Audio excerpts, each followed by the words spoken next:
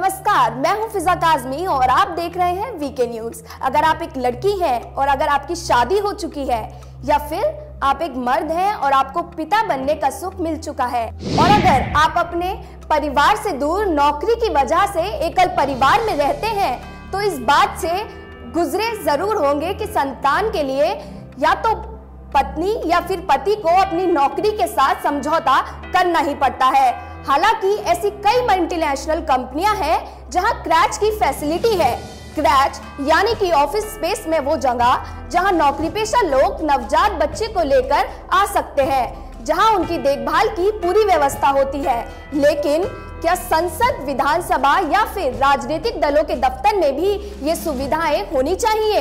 ये सवाल इसलिए उठ रहा है क्योंकि एक महिला सांसद को इसी पीड़ा से गुजरना पड़ा।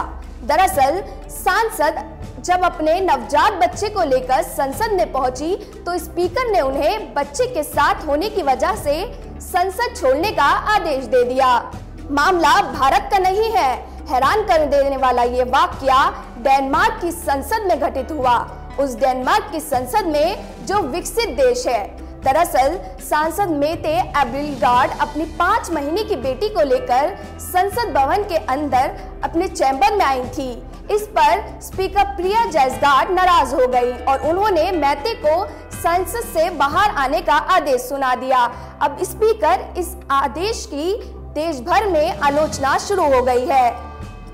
वैसे दुनिया भर की सरकारें छोटे बच्चों के लालन पालन के लिए कई तरह की सहूलतें देती हैं, लेकिन डेनमार्क जैसे विकसित देश से ऐसा मामला सामने आना सबको चौंका रहा है। सांसद मेते ने संसद में बच्ची के लाने की वजह से ये बताई कि उनके पिता उस दिन बच्ची की देखभाल करने के लिए समर्थ नहीं थे और उनकी निजी सचिव उनके बच्चे को अपने चैम्बर में रखने के लिए तैयार नहीं थी, इसलिए उसे मजबूरी में उसे संसद में साथ लाना ही पड़ा। मेते कंजर्वेटिव पार्टी की सांसद है, इसलिए पार्टी ने इसे दुर्व्यवहार बताते हुए फेसबुक पर शेयर किया है। वैसे आपको बता दें कि डेनमार्क की गिनती दुनिया के विकसित और शांत देशों में होती है।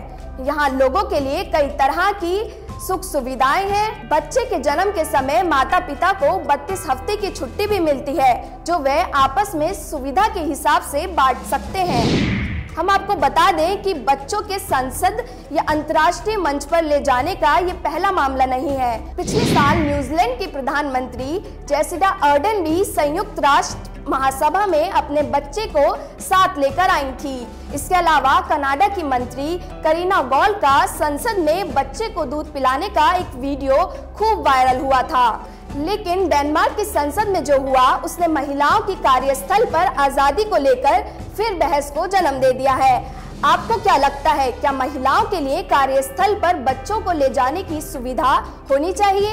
अपनी राय कमेंट बॉक्स में जरूर दें। वीडियो अच्छा लगा हो तो लाइक करें, शेयर करें और ऐसी ही खबरों से अपडेट रहने के लिए हमारे चैनल को सब्सक्राइब करना ना भूलें। शुक्रिया।